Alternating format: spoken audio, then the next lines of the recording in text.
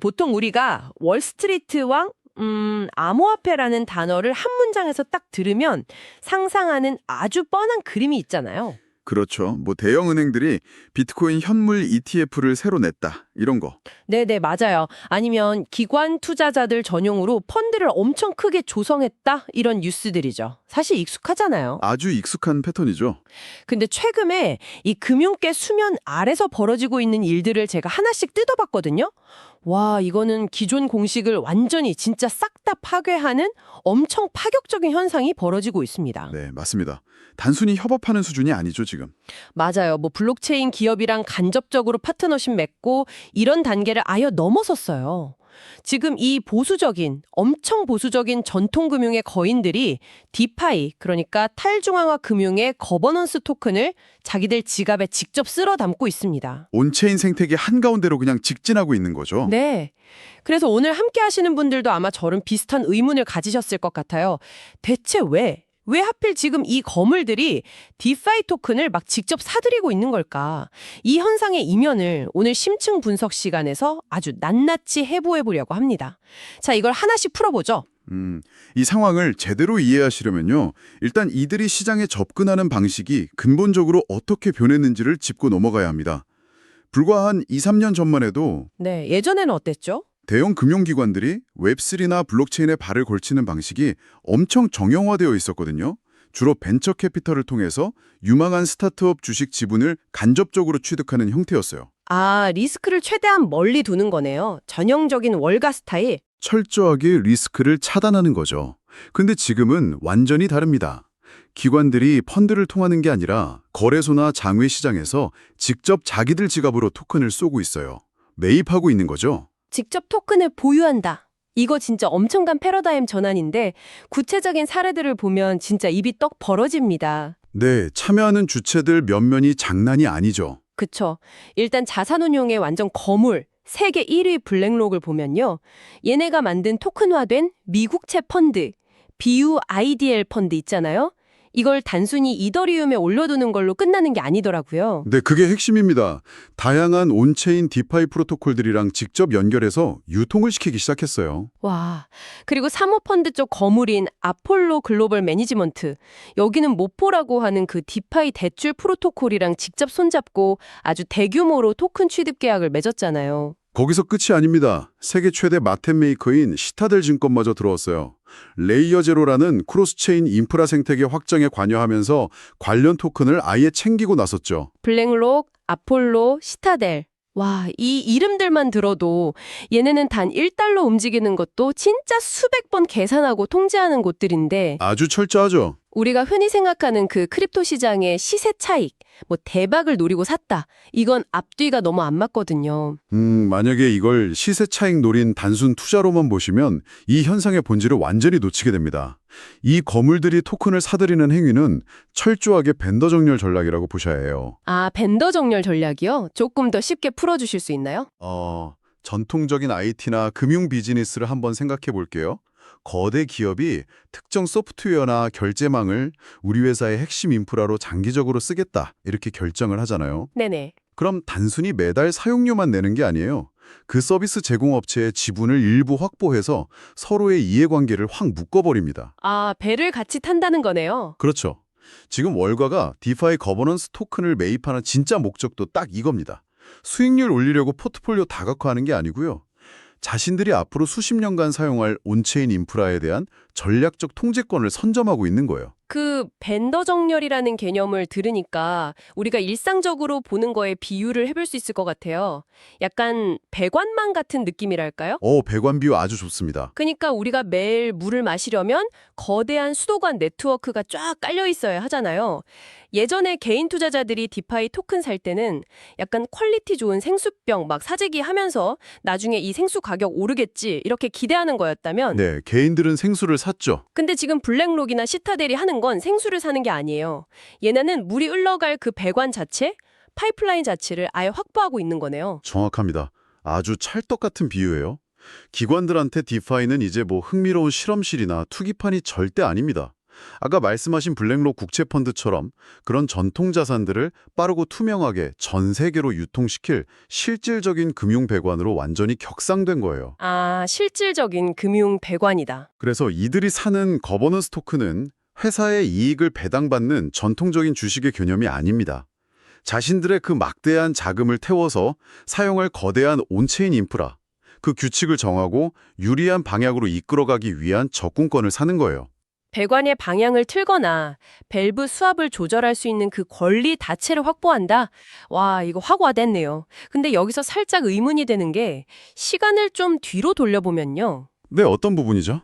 디파이라는 게 뭐 올해 갑자기 뚝 떨어진 신기술이 아니잖아요. 2020년 디파이 서머 때부터 계속 있었고 기술도 엄청 발전해 왔는데 왜 하필 왜 지금 이 시점에 이 보수적인 거물들이 동시다발적으로 배관 공사에 뛰어드는 걸까요? 아주 중요한 질문입니다.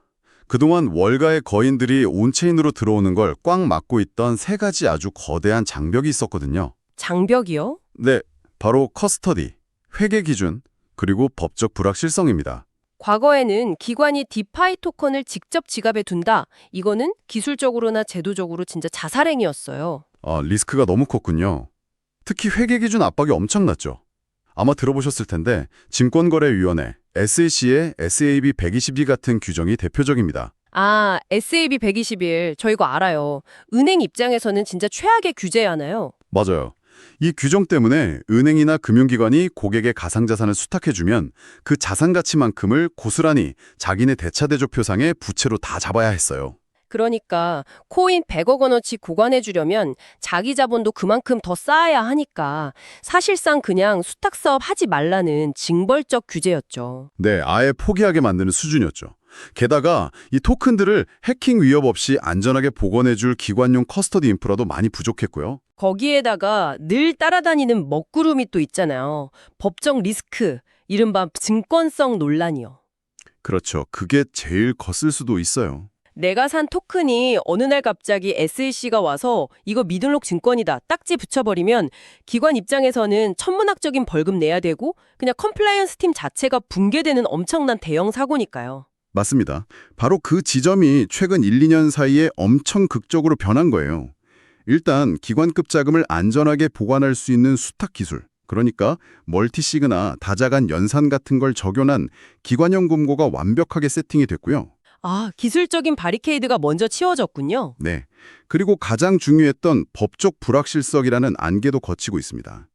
완고했던 규제 당국 태도도 좀 바뀌고 있고 특히 거버넌스 토큰이 배당을 주는 증권이 아니라 프로토콜 운영을 위한 유틸리티, 즉 단순 투표권일 경우에는 증권법 철퇴를 피할 수 있다는 법적 해석 선례들이 쌓이기 시작했어요. 아하, 드디어 고속도로를 꽉 막고 있던 바리케이드들이 싹 다 치워진 거네요. 길바닥이 열리니까 대기하고 있던 건물들이 바로 치고 들어오는 거죠. 와, 타이밍이 진짜 기가 막히네요. 근데 이렇게 상황이 딱딱 맞아떨어져도 시장 일각에서는 꽤 날카롭게 비판하는 회의론도 있더라고요. 어떤 비판들이 있죠? 약간 이런 식이에요. 블랙록 전체 운용 자산이 10조 달러가 넘는다. 근데 지금 아폴로나 블랙록이 디파이 토큰 산 규모를 보면 다 합쳐봐야 고작 수천만 달러 수준 아니냐. 네, 규모가 너무 작다. 그쵸. 이 정도면 기관 전체 자산에 비하면 완전 세 발의 피인데 이게 무슨 구조적인 변화냐. 그냥 트렌드 안 뒤처지려고 하는 상징적인 제스처나 홍보용 액션 아니냐.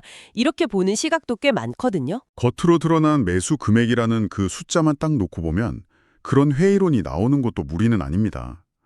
수십조 달러 굴리는 기관한테 수천만 달러는 진짜 오차 범위 내에 보일 수도 있거든요. 그쵸. 밥값 수준일 수도 있죠. 근데 전통금융기관, 특히 월가 대형은행들 내부 시스템이 어떻게 돌아가는지 들여다보면 이야기가 완전히 180도 달라집니다. 어떻게 다른데요? 이들은 단 1달러의 회사 돈이라도 기존에 없던 새로운 자산군, 그것도 SEC가 쌍심지켜고 보는 탈중앙화 토큰에 직접 투입하려면요. 상상을 초월하는 내부 절차를 거쳐야 해요. 아, 내부 결제 라인이 장난 아니겠네요. 리스크관리위원회 자금 세탁 방지, 고객 확인, 그리고 최종 컴플라이언스 부서 승인까지 진짜 수십 단계의 빡빡한 허들을 넘어야 겨우 돈이 나갑니다. 아, 그러니까 매입한 금액의 크기가 중요한 게 아니네요. 고작 수천만 달러라도 그 토큰을 대차대조표에 직접 올리고 사들이는 파이프라인 자체를 내부적으로 뚫어냈다는 그 사실이 핵심인 거군요. 바로 그겁니다. 내부 컴플라이언스를 한 번이라도 통과했다. 이거는 앞으로 1,000만 달러가 아니라 10억 달러, 100억 달러를 쏠 수 있는 법적, 시스템적 고속도로가 내부적으로 완전히 개통됐다는 뜻이에요. 와, 이 정도 체급의 거물들이 단순히 유행 타거나 홍보하려고 그 끔찍한 컴플라이언스 과정을 소모하진 않겠죠, 절대? 절대 안 하죠. 수많은 대형 로펌들 검토 싹 다 거쳐서 자금이 집중된 거고 토큰화 상품이 온체인에서 실제로 돌아가고 있다는 건 이미 장기적인 전략적 결단이 내부적으로 끝났다는 의미입니다. 아, 겉으로 보이는 숫자에 속으면 안 들겠네요. 네, 현재 규모만 보고 상징적 제스처라고 폄하하기보다는 월가 핵심 인프라가 온체인으로 본격적으로 이사하기 시작하는 구조적 전환의 초기 단계로 보시는 게 금융 역사 흐름상 훨씬 타당합니다. 견고한 벽을 마침내 부수고 첫 삽을 딱 뜬 거다. 이렇게 정리하니까 상황이 엄청 명확해지네요. 자, 그럼 여기서 진짜 흥미롭고 묘한 딜레마 하나를 해보겠습니다. 네, 어떤 딜레마죠? 뉴스 헤드라인만 보면 막 난리 났잖아요. 블랙록이 디파이에 들어왔다, 시타델이 토큰을 직접 샀다. 이러면 시장에 당장이라도 열광하면서 가격이 미친 듯이 뛰어야 할 것 같은데. 네, 보통의 호재라면 그렇겠죠. 근데 막상 뚜껑을 열어보니까 토큰 가격 반응이 진짜 너무 미적지근했어요. 호재의 무게감에 의해서 폭발적인 상승이 동반이 안 됐단 말이죠. 이 차분한 반응의 진짜 원인은 도대체 뭘까요?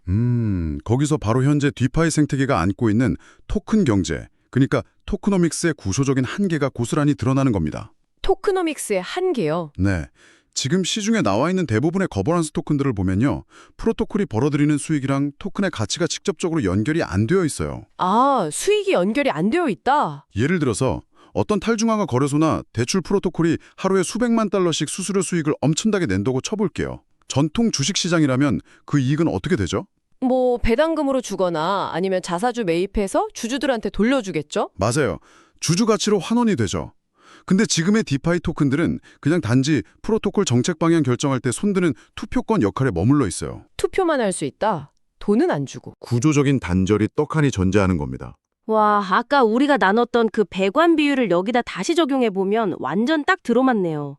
블랙록이나 시타델이 엄청난 자본 들여서 엄청 튼튼하고 거대한 배관을 깔고 있어요. 그리고 그 안으로 유동성이라는 물을 막 통과시키고 있는데 물은 웅첨 흐르죠. 정작 그 배관 밸브 역할을 하는 토큰을 쥐고 있는 일반 투자자들 컵에는 물이 단 한 방울도 안 떨어지는 거네요. 밸브가 아주 꽉 잠겨 있는 상태. 아주 정확한 비유입니다. 회사가 돈을 아무리 긁어 모아도 이익을 공유하지 않으니까 시장 입장에서는 이 토큰의 본질적인 가치를 높게 평가해서 비싸게 사준 이유가 없는 거죠. 수익 단절. 이거 진짜 큰 문제네요. 또 다른 한계도 있나요? 네, 또 하나의 문제는 유동성의 규모 자체입니다. 아까 말씀드린 대로 기관들이 매입을 시작하긴 했지만 이게 본격적인 대규모 자본이라기보다는 일종의 마중물 성격이거든요. 아, 파이프만 열어둔 상태. 네, 시장 전체 가격을 확 견인할 만큼의 절대적인 매수세가 쏟아져 들어온 건 아니라는 거죠. 게다가 요즘 시장 참여자들은 과거 2020년 때처럼 막연한 기대감만으로 토큰을 사지 않아요. 엄청 똑똑해졌거든요. 맞아요. 묻지마 투자는 이제 없죠. 헤드라인 펌핑 뉴스만 보고 사는 게 아니라 이 토큰이 진짜 내 지갑에 실질적인 현금 흐름을 꽂아줄 수 있는 자산인지 엄청 차갑게 계산하고 숫자로 증명하라고 요구하는 단계에 온 겁니다. 진짜 헤드라인 펌핑의 시대는 끝났고 숫자로 펀더멘탈을 증명해야 하는 시대로 넘어왔군요. 그렇다면 이 꽉 막힌 밸브를 시원하게 풀고 기관 자금이 지금의 마중물 수준을 넘어서 진짜 거대한 해일처럼 온체인으로 쏟아지려면 도대체 어떤 숙제들을 풀어야 할까요? 기관 자금 대규모 유입을 위해서 반드시 맞춰줘야 할 4가지 필수 퍼즐 조각이 있습니다. 4가지나 되나요? 하나씩 짚어보죠. 첫 번째는 뭔가요? 첫 번째는 방금까지 계속 이야기한 수익 단절 문제를 해결할 열쇠입니다. 이른바 P-스위치 도입이에요. 아, P-스위치. 요새 이거 진짜 화두잖아요. 네, 프로토콜에서 발생하는 수수료 수익, 즉 피의 일부를 토큰 보유자들에게 명확하게 분배하는 구조로 스위치를 켜는 거죠. 밸브를 여는 겁니다. 확실히 내 이익을 쉐어해라. P-스위치. 그럼 두 번째는요? 두 번째는 토큰 경제의 내부 구조 개선입니다. 무분별하게 막 토큰 찍어내서 기존 가치를 희석시켜버리는 인플레이션 구조, 이거 버려야 합니다. 아, 그거 최악이죠. 프로토콜이 성장하면 그게 토큰 가치 상승으로 온전히 귀속되도록 토크노미스 설계 자체를 아주 정교하게 뜯어 고쳐야 돼요. P-스위치를 켜서 현금 흐름을 만들고 인플레이션을 잡아서 가치를 보존한다. 이 두 가지는 디파이 프로토콜들이 자체적으로 해결해야 될 약간 내부의 숙제 같은 거네요. 맞습니다. 내부의 혁신이 필요하죠. 그럼 나머지 두 가지 퍼즐은 약간 외부 생태계나 제도적인 부분에 있겠네요. 정확합니다. 세 번째 조건은 전통 금융시장의 거대한 자본이 온체인에 아주 쉽게 접근할 수 있는 통로가 뚫려야 한다는 겁니다. 바로 디파이 ETF 같은 제도권 상품의 승인이죠. 아, ETF 파워는 진짜 대단하죠. 비트코인이랑 이더리움 현물 ETF 승인됐을 때 파급력이 어땠는지 우리는 이미 다 목격했잖아요. 그렇죠. 기관 투자자들이 막 복잡하게 지갑 관리하고 프라이빗 키 보관하고 이럴 필요 없이 그냥 평소 쓰던 익숙한 증권 계좌에서 디파이 섹터에 돈을 쏠 수 있는 파이프라인이 열려야 합니다. 접근성을 완전히 낮춰주는 거군요. 그럼 대망의 마지막 네 번째 퍼즐은 뭡니까? 아마 모든 기관이 가장 간절하게 기다리고 있는 조건일 텐데요. 바로 클래리티 법안 같은 명확한 규제 가이드라인의 확정입니다. 아, 클래리티 법안. 이거 오늘 함께 듣고 계신 분들을 위해서 조금 더 구체적으로 풀어주시면 좋을 것 같아요. 결국 어떤 자산이 규제를 받는 증권이고 어떤 건 단순한 상품인지 그 선을 명확히 그어주는 법적 장치를 말하는 거겠죠? 네, 맞습니다. 시장에는 여전히 SEC가 언제 자해적으로 규제 철퇴를 내릴지 모른다는 두려움이 엄청 깔려 있어요. 늘 불안하죠. 그래서 클래리티 법안처럼 거버넌스 토큰이나 스마트 컨트랙트의 법적 지위를 아예 법으로 명확히 규정해버리는 제도가 확립되어야 합니다. 확실한 룰을 만들어 달라는 거네요. 네, 예를 들어 이 토큰은 유틸리티 성격이 강하니까 증권법 규제에서 자유롭다 이런 식의 법적 명확성이 딱 주어지면요. 기관들은 마지막 남아있던 컴플라이언스 리스크 지우개로 싹 지워버리고 대규모 자본을 정말 안심하고 투입할 수 있게 되는 겁니다. 정리가 싹 되네요. PS-스위치 도입, 토큰 경제 개선, 디파이 ETF 승인, 그리고 클래리티 법원을 통한 규제 명확성 확보까지 이 네 가지 퍼즐이 다 맞춰지면 와, 디파이 거버넌스 토큰은 단순히 안건에 찬반 손두는 무의미한 투표권에서 완전히 탈피하겠네요. 완전히 진화하는 거죠. 수수료 수익도 배분받고 합법적으로 소유권도 인정받는 진정한 의미의 온체인 지분이 되는 겁니다. 온체인 지분, 만약에 진짜 2단계까지 도달한다면 지금 우리가 분석하고 있는 이 블랙록이나 시타델의 움직임은 앞으로 펼쳐질 엄청난 거래한 분편을 앞둔 마포기 예고편에 불과할지도 모르겠습니다. 사실 이제 시작인 셈이죠. 네. 여기서 자연스럽게 다음 질문이 딱 떠오르거든요. 이미 테이프는 끊어졌어요. 선두 주자들은 달리기 시작했는데 그렇다면 다음으로 이 대열에 합류해서 막 디파이 인프라 매입에 나설 거물들은 과연 누굴까요? 시장 분석가들은 이미 넥스트 타자들을 엄청 면밀하게 주시하고 있습니다. 유력한 후보군으로 꼽히는 이름들이 진짜 화려해요. 누군데요? 피델리티, 프랭클린 템플턴, 골드만삭스, JP 모건, 그리고 BNY 멜론 같은 진짜 글로벌 금융의 심장부 역할을 하는 메가톤급 기관들이 다 거론되고 있어요. 와, 진짜 이름만 들어도 묵직하네요. 근데 얘네가 단순히 자금력이 커서 지목되는 건 아닐 거 아니에요? 물론 돈이 많은 것도 있지만 이들의 최근 행보를 쫙 분석해보면 아주 뚜렷한 공통점이 하나 나옵니다. 어떤 공통점이죠? 이 기관들은 단순히 암호화폐 시장 트렌드에 편승해서 재무적으로 투자 수익 내보겠다 이런 것들이 아니에요. 그럼요. JP 모건의 오닉스 블록체인이나 프랭클린 템플턴의 온체인 머니마켓 펀드처럼 이미 자기들 내부적으로 자체적인 토큰화 상품을 엄청나게 기획하고 인프라 구축을 고도화하고 있는 곳들이라는 겁니다. 아, 그 부분의 시각 전환이 오늘 얘기의 진짜 핵심이네요. 디파이 확장의 가장 큰 동력이 단순한 투자가 아니라 철저하게 기업들의 제품 전략이랑 찐으로 맞닿아 있다는 거잖아요. 정확합니다. 프로덕트 전략인 거예요. 자신들이 심혈을 기울여서 만든 미래의 금융상품들을 이 블록체인 네트워크 위에서 제일 빠르고 제일 저렴하게 유통시키기 위해서 그 유통망을 구성하는 필수 부품들을 미리 싹 다 선점해두려는 거대한 움직임. 바로 그거죠. 그 관점에서 지금 이 현상을 다시 쫙 내려다보면요. 단순한 토큰 매입을 넘어선 거대한 체스 게임이 보입니다. 체스 게임이요? 네, 누가 먼저 이 새로운 온체인 금융 인프라라는 영토를 차지할 것인가? 누가 이 새로운 배관망의 밸브를 독점할 것인가? 그리고 누가 글로벌 토크나 자산 유통의 표준을 만들어낼 것인가. 이걸 두고 지금 전통금융권 내부에서 엄청나게 치열한 물밑 경쟁이 벌어지고 있는 겁니다. 와, 그러니까 글로벌 금융의 진짜 그 오래되고 낡은 배관들이 통째로 그것도 눈에 보이지 않는 디지털 온체인 위에서 아주 새로운 최첨단 가이프라인으로 교체되는 그 역사적인 현장을 우리가 지금 실시간으로 목격하고 있는 셈이네요. 네, 금융의 배관이 통째로 갈아 끼워지고 있는 겁니다. 자, 오늘 진짜 여러 각도에서 이 현상을 엄청 깊게 해부해 봤는데요. 처음에 우리가 던졌던 질문 기억하시죠? 왜 하필 지금 월가는 디파이 토큰을 사들이고 있는가? 여기에 대한 답이 아주 명쾌하게 떨어진 것 같습니다. 네, 결론이 확실하죠. 월가는 단순히 디파이에 투자하는 게 아닙니다. 그들은 미래의 금융 상품을 유통하고 디파이를 직접 사용하기 위해서 이 인프라 토큰을 확보하고 있는 겁니다. 기술이 성숙하고 규제의 안기가 거치면서 당연히 벌어질 수밖에 없는 필연적인 생존 경쟁이었네요. 네, 살아남기 위한 인프라 전쟁의 서막입니다. 자, 오늘 이 긴 대화를 쭉 함께 듣고 계신 분들께 대미를 장식할 만한 조금 도발적인 질문을 하나 던지면서 마무리해보고 싶네요. 오, 좋죠. 어떤 질문일지 궁금하네요. 디파이, 그러니까 탈중앙화 금융이잖아요. 원래 이 취지 자체가 커다란 중앙은행이나 월가의 콧대 높은 거인들 없이도 우리 참여자들끼리 투명하고 평등하게 금융 시스템을 굴려보자. 이런 엄청 이상적인 철학에서 출발한 거잖아요. 그렇죠. 완벽한 탈중앙화가 목표였죠. 근데 만약에 지금 우리가 쭉 이야기한 블랙록, 시타델, JP 모건 같은 진짜 뼛속까지 철저하게 중앙화된 월가의 거대 자본들이 이 탈중앙화 생태계의 핵심 인프라랑 배관들을 모조리 선점하고 아예 지배해버린다면 과연 그때 펼쳐질 미래의 금융을 진정한 의미에서 탈중앙화되었다고 부를 수 있을까요?